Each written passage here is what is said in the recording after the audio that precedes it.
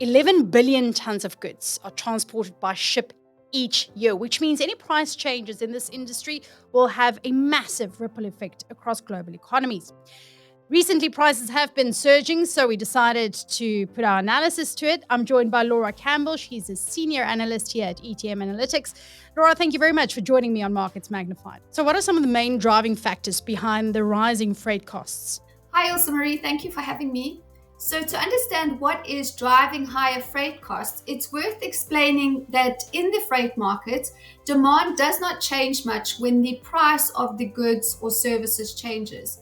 So, in other words, in a competitive market with inelastic demand, when the demand for shipping goods surpasses the available cargo carrying capacity, prices will increase significantly and businesses will have to fit the bill.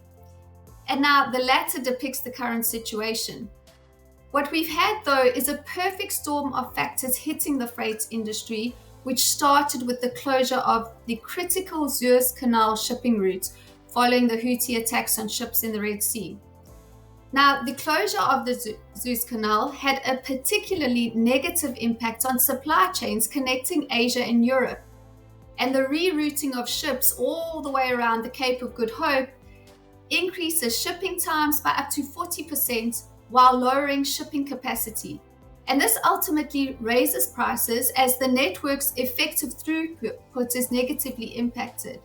And many shipping routes have been affected, including Asia to Europe and Asia to the USA. And because of these attacks, insurance costs have increased as well, and that raises the total cost even further. Then trans-Pacific trade routes are also being impacted by the trade capacity reductions in the Asia to Europe trade routes as freight companies rotate ships from the different trade routes to compensate for capacity gaps caused by this rerouting of ships due to the closure of the Suez Canal. Weather conditions haven't been in the industry's favor either. We've had heavy fog and rain in China, Malaysia, and Singapore, which has increased port congestion and led to delays. And then a severe drought has led to authorities imposing restrictions on the Panama Canal, and that relies on an artificial lake to function. It's operating well below capacity, and it's become a key route, especially following the closure of the Suez Canal. Then you'll recall that we had the Baltimore Bridge disaster, in which a Singapore-flagged container ship lost power before colliding with this bridge. And this sparked major trade disruptions because shipments could not occur from the port for over a month. And then two other factors is the risk of strike action on the east and Gulf Coast in the USA. And the main consequence here is that the fastest route to the Midwest from the Pacific could be impacted, increasing delays further.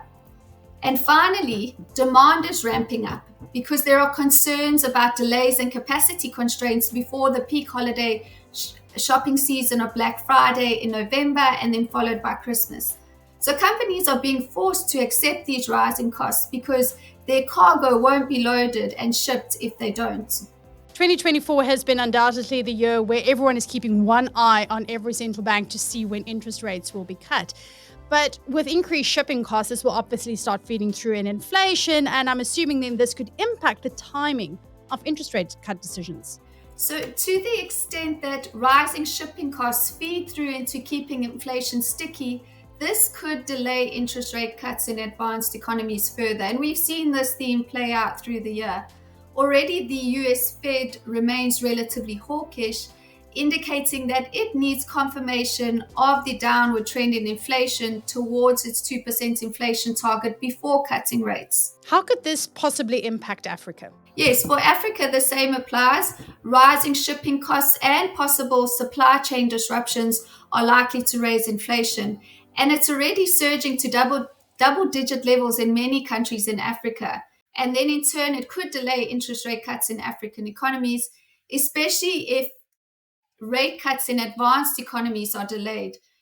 African economies watch moves by the US Fed closely because the latter, African central banks will likely wait for the US Fed to start cutting rates before they follow suit to keep investments into their respective currencies attractive. How are the shipping companies dealing with this? Are they sitting back and coining it, or are there moves afoot to kind of help bring these costs down? So, fortunately, Ilse Marie, not all is lost. The high shipping costs seen during the COVID pandemic encouraged shipping companies to invest more in container ships. So, ocean shipping capacity is projected to rise significantly over the next few years, addressing the capacity shortfalls that have been caused by the rerouting of ships. Laura, thank you very much for sharing your insights on Markets Magnified. Remember, if you want access to Laura's report or to any of our other offerings, you can contact ETM Analytics.